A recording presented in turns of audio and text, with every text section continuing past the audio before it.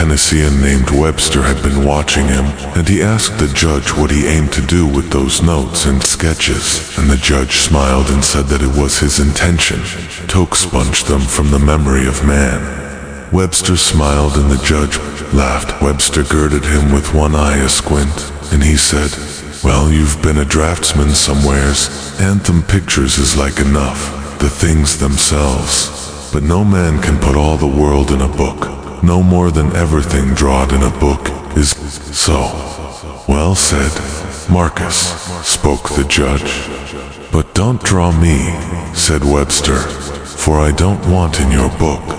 "My book, or some other book," said the judge. "What is to be deviates no jot from the book wherein it's writ. How could it? It would be a false book, and a false book is no book at all. You're a formidable riddler, and I'll not match words with the only save my crusted mug from out your ledger there, for I'd not have it shown about perhaps two strangers." The judge smiled.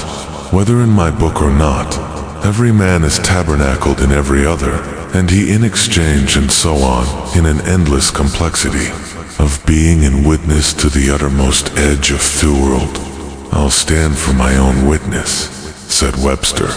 But by now the others had begun to call to him Hisconsight, and who would want to see his bloody portrait anyway, and would there be fights break out in the great crowds, awaiting its unveiling, and perhaps they could tar and feather the picture, lacking the article itself, until the judge raised his hand and called for amnesty, and told them that Webster's feelings were of a different kind, and not motivated by vanity at all, and that hidden strong an old Huko's portrait, and unwittingly chained the man to his own likeness.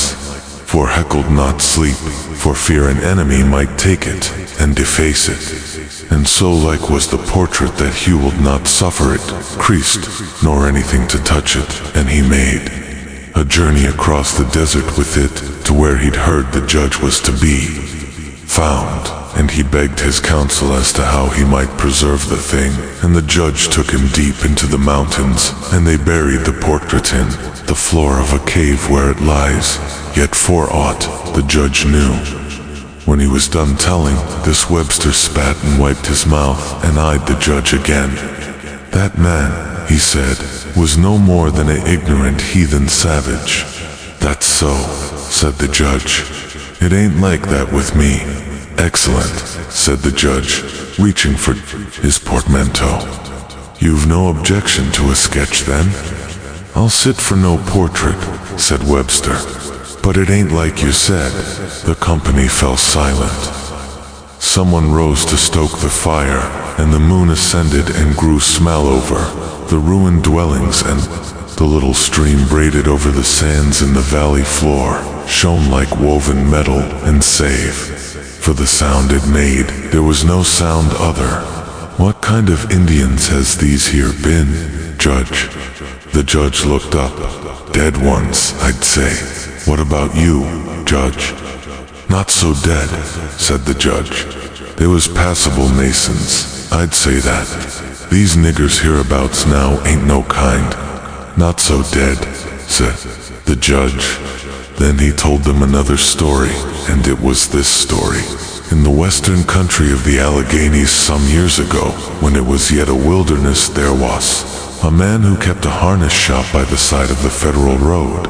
He did so because it was his trad, and yet he did little of it, for there were few travelers in that place. So that he fell into the habit before long of dressing himself as an Indian, and taking up station a few miles above his hut, and waiting there by the roadside to ask whoever should come that way if they would give him money. At this time he had done no person any injury. One day a certain man came by, and the harness maker in his beads and feathers stepped from behind his tree and asked this certain man for some coins. He was a young man, and he refused him, having recognized the harness maker for a white man, spoke to him in a way that made the harness maker ashamed, so that he invited the young man to come to his dwelling a few miles distant on the road. This harness maker lived in a bark house he had built, and he kept a wife and 2 children, all off whom reckoned the old man mad, and were only waiting some chance to escape him in Throld place he'd brought them to. They therefore welcomed the guest, and the woman gave him his supper. But while he ate, the old man again began to try to wheedle money from him, and said that they were poor, as indeed they were, and the traveler listened to him, and then he took out 2 coins, which like the old man had never seen, and the old man took the coins and studied at them, and showed them to his son, and the stranger finished his meal, and said to the old man, "They might have those coins, but ingratitude is more common than you might think." And the harness maker wasn't satisfied, and began to question whether he ought not perhaps to have another such coin for his wife.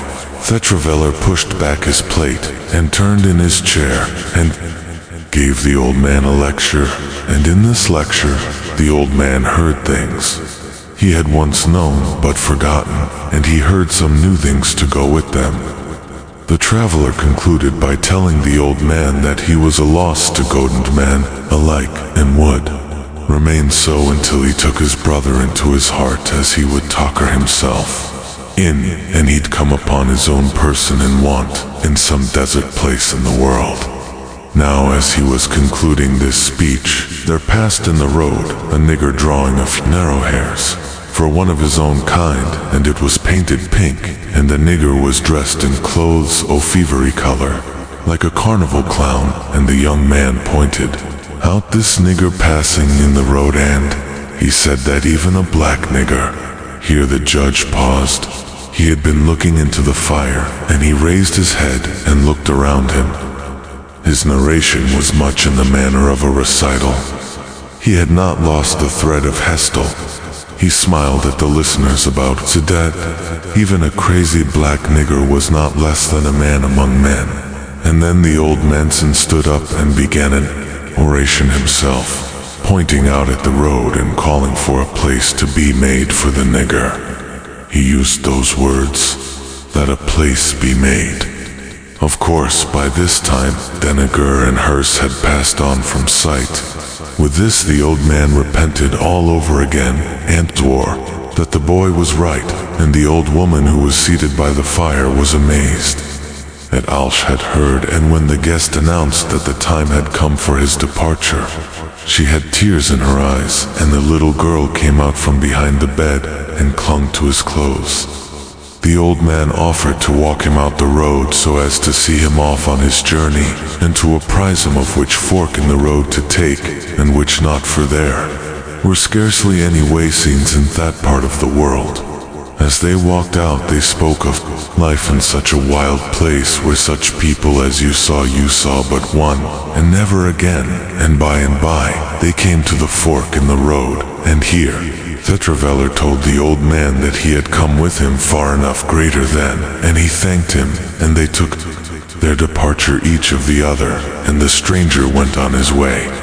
But the harness-mix seemed unable to suffer the loss of his company, and he called to him, and went with him again, a little way, upon the road.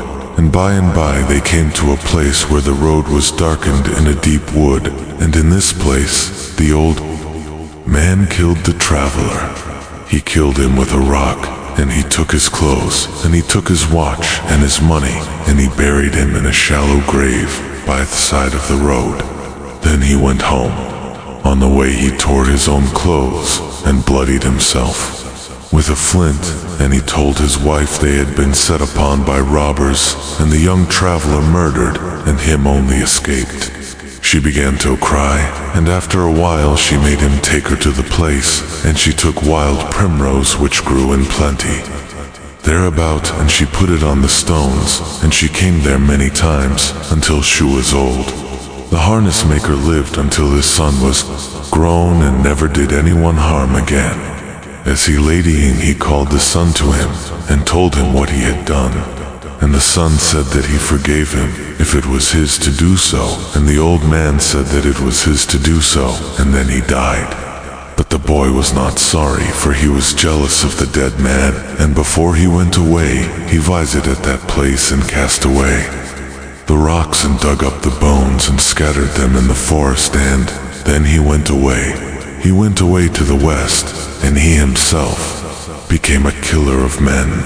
The old woman was still living at the time, and she knew none of what had passed, and she thought that wild animals had dug the bones and scattered them.